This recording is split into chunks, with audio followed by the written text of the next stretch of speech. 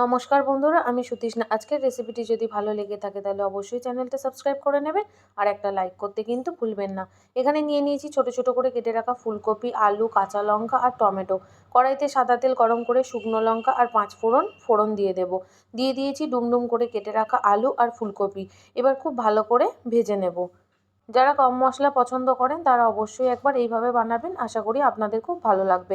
দিয়ে দিলাম স্বাদ মতো নুন, হলুদ, কাঁচা লঙ্কা আর টমেটো। এবার আবারও বেশ খানিকক্ষণ সময় ধরে ভালো করে ভেজে নিতে হবে।